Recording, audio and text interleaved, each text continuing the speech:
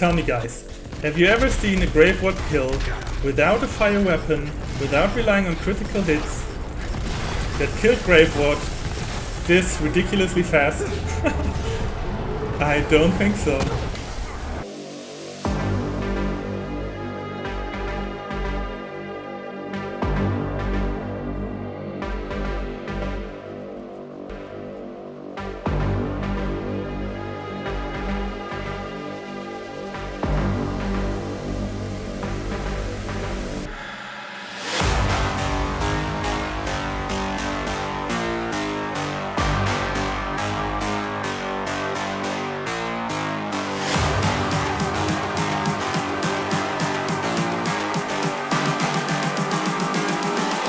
Calling to say I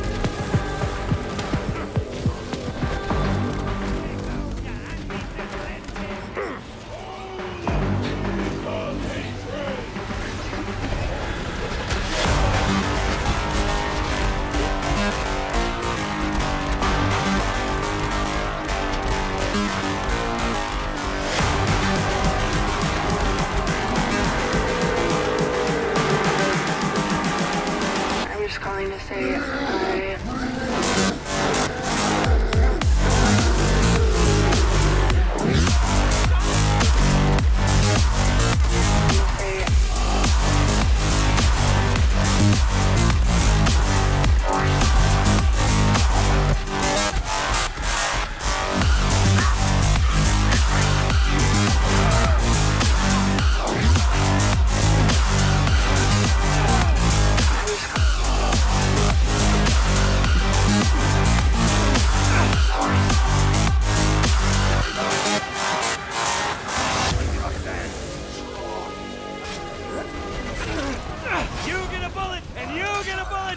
Everybody gets a bullet! Hey, what is up everyone? This is Gentleman, a German Borderlands player. This time not with a clone build, but with a good old Borderlands 2 classic, the Sham Fleet build. We can now use this in Borderlands 3 with some new interactions from our boy ZANE. But before you dive into it, first, if you don't know what the Sham Fleet actually is and was, let's just first of all jump back into Borderlands 2 and explain it to you real quick. So here we are back in Borderlands 2 with my Axton and one of the most infamous builds of this game, one of the strongest builds in this game, and for some one of the most boring builds in this game. All you did with this build was use your overpowered Norfleet gun to just melt and annihilate everything you come across. As Axton, you could place down your turret, make huge explosions, and then just detonate the whole screen, completely obliterating everything. Be very notorious in multiplayer games with all the explosions going on and just killing everything forever, always. Okay, so this is the Norfleet. The Norfleet is one of the most infamous weapons of Borderlands 2. As you can see, it dealt ridiculous damage of 31 million. Of course, damage numbers are different in Borderlands 2. And the red text is blows up everything. And yeah, as you saw, it really blows up everything, no matter what. It was one of the most broken, insane, overpowered, high damage rocket launcher in the history of Borderlands. And the neat interaction that we used back in Borderlands 2 was with a level 1 Logan's gun and the legendary shield, the Sham, which we now have the Transformer in Borderlands 3, which only absorbs electrical damage at 100%, but this shield was ridiculous. It had an absorb chance of 94% of each damage you received. So only a 6% chance that you would get hit by anything. And with that and the Logan's gun, which as you can see here, shot a lot of bullets at the ground and the bullets exploded, you could damage yourself and regain ammo with the Sham to then fuel back up your Norfleet to then have infinite ammo with it. And that's basically the idea of this build in the past. So, was this build good? Yes, it definitely was. It was one of the strongest builds in the game, but it still had some problems. Because with the Norfleet and the Sham, you still only had a 95% chance to not hit yourself. So there was the possibility to down yourself whenever you shoot the Norfleet, and the explosion radius really was really large, much larger than it shows. So even if you hit the gun, if you hit it right here, you still got hit from this distance. So the radius was huge and you still could down yourself really often. Another thing that you needed to do was constantly, as you saw right now, reload the gun. Every 2 shots you fired, you needed to reload. Of course, Axton helped with a lot of reload speed, but you still always had to do that.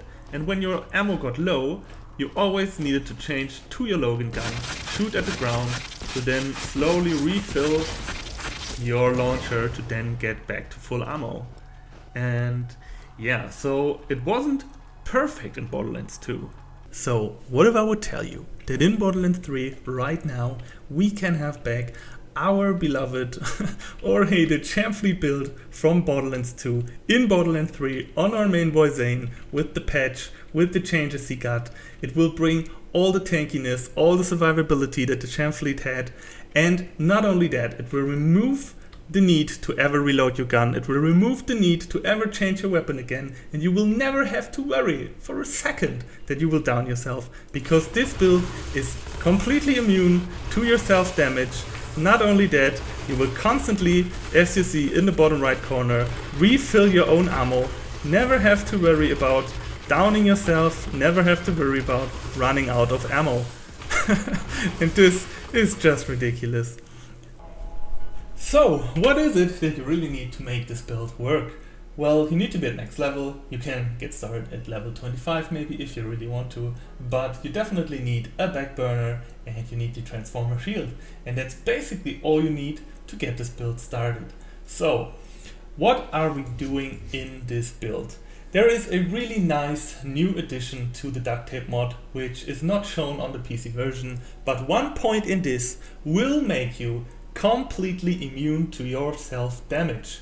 Well, kind of. It doesn't apply to your clone, so your clone will still get damaged. It only applies to you, and dots will still go through. But we can work around this and use this to our advantage as well. Because now with this mod active, you can finally put in points into Trick of the Light. And with Trick of the Light, you will now be completely safe to use this, even with the Transformer shield. When you deal cryo damage, you will also deal that cryo damage to yourself. And what this does with this interaction now is that you will not get the cryo damage applied to you, but the game still recognizes that you are receiving cryo damage. And with Duct Tape Mod active and the Transformer, there is now a 40% chance that whenever you hit yourself with that cryo damage applied to you, you will absorb that ammo and get it back. So what this basically means now is that when you shoot at the ground, you will not only deal shock damage to yourself, but you will also deal cryo damage, and this cryo damage is recognized by the game and will be absorbed into your magazine, and this was previously not possible with only shock damage.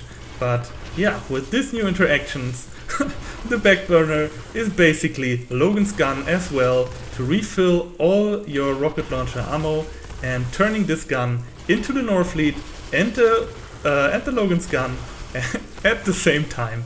So yeah, this makes me just really happy that we can finally have Exton, Norfleet, Chamfleet back in Borderlands 3.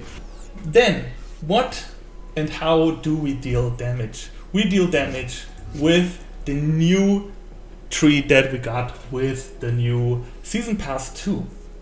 And that's because of a skill that is completely, utterly and ridiculously broken. It is so unbelievably broken that I know for sure this build won't stick around. This will get nerfed, because this skill has a really weird interaction on ZANE.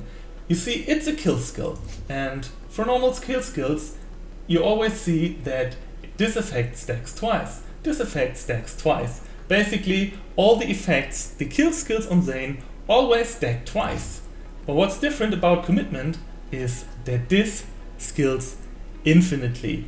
You cannot only get one, you cannot only get two, you can get infinite stacks. If you look at my bar at the bottom right now, you can see I have 1 stack, 2 stacks, everything is at 2 stacks, and now you see, bam, Commitment goes to 3, goes to 4, goes to 5, goes to 6, goes to 7, 8, 9, 10, and you can stack this much more. You can stack this infinitely if you're killing. We're now at 10 stacks already, just from pressing our buttons. And that's, if you can see here, 480% damage increase. And I don't even have a good class mode on right now.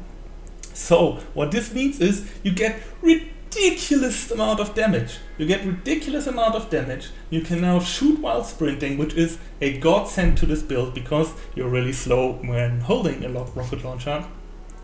You get unlimited damage with this skill, with Mild Momentum, running around, getting huge damage bonuses from here, getting huge damage bonuses from here, activating all your kill skills all the time with See and Dead and the new Mantis Cannon. It's just ridiculous. This build is just really insane. You get survivability with Salvation, 1 point already, you know, is enough at this point. You will get double the benefits, so basically turning your Plague Bearer into a Norfleet with 2 shots at 75% chance, which is basically all the time. And yeah, that's why you will deal ridiculous amount of damage with this new interaction. And it's just really amazing. So, as for the items, all you really need is the Backburner, of course. Compared to Borderlands 2, we don't need a Logan's gun anymore. We just need our Norfleet, which is the Backburner in this case. And you can really use all the rocket launchers that you need. You can use the Globetrotter, the Plague Bearer, always refilling your ammo with the Backburner. You can also exploit the complex route. As you might know, it's a bit buggy right now with a huge splash radius, but with this build and the shock variant, you can just annihilate whole rooms and be completely safe. Would be completely safe to the self-damage. So yeah, I don't recommend it personally, but if you want to exploit this buggy interaction, go ahead and do so. It's pretty fun, honestly, but you won't be able to see anything. Then, of course, you need the Transformer Shield. The Transformer Shield is what makes this build work, giving you complete immunity to your shock damage and also absorbing bullets. You can, of course, still use the fire and the corrosive variant, and you won't damage yourself too much. As you can see, the dot will go through, but the burn is very minimal, so you can still use and abuse the weaknesses of enemies, shoot the fire variant, shoot the corrosive variant at enemies, and be completely safe. absorb the ammo. It's all no big deal, and if you get to low health, you can just shock yourself and refill your ammo instantly, refill your HP instantly, and just do that. So what you need then is probably the action skill and anointments with bonus elements on the transformer and on your grenade as well. I'm using the hex right here with cryo damage. So these bonus elements, so if you would use fire or corrosive, they will still apply their dot. So if you're using a corrosive or fire and you will end your action skill, then you will burn yourself. But if you're using cryo, for whatever reason, it won't apply the cryo effect with the back burner. Some guns will still apply cryo, but cryo will only slow you down and will not damage you, so cryo is a perfect fit in my opinion. So, while we're constantly shocking yourself to further increase your damage, we are also using the elemental projector, which will further increase our damage of our shock backburner. Keep saying backburner, I don't know why. The backburner will then shock ourselves, and we will get another 170% more damage. And as for the class mod, you really have a lot of freedom.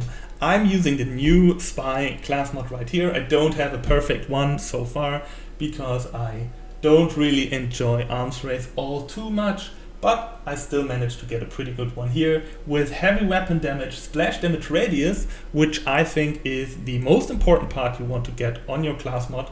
The splash damage radius really makes the game a whole lot easier to hit yourself, easier to hit a lot of enemies. And yeah, I'm using this class mod. I would love to have 5 points in commitment, of course, because it's just a ridiculous skill.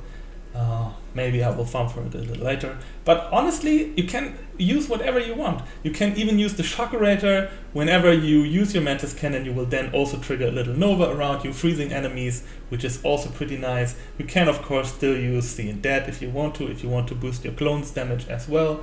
And you also can use the Executor, which you will trigger constantly to get a little bit more status effect damage, status effect chance, but of course it will only hurt you more than 2.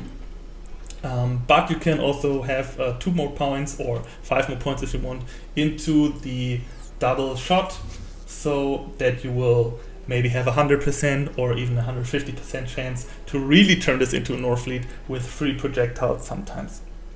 So yeah, that's basically the build. It's a pretty simple gameplay loop, to be honest. You just spam the Mantis Cannon as much as you can to stack commitment, you run around like a madman, shoot everything and annihilate the world. I know this gameplay definitely isn't for everyone. In Borderlands 2 there were a lot of people who hated it because it really is hard on the eyes. You constantly see all those explosions, you barely see the gameplay. Usually when I use this build, I just watch the map in the top right corner and look for the red dots and just shoot in the general direction. Because if you look at this, you know it's really, really hard. And yeah. So anyway, guys, thanks for watching. This was the ZANE Norfleet build. I hope you enjoy. Try to get your hands on it. Try it out. It's really, really fun. It's ridiculously strong. It's probably one of the strongest builds in the game. Probably not the most DPS, but with the tankiness, with the damage, it can clear all the content in the game. You can mob with it, you can boss with it, you can do everything single content and have no problems whatsoever. So yeah, see you around, guys. Charge me down, cannon.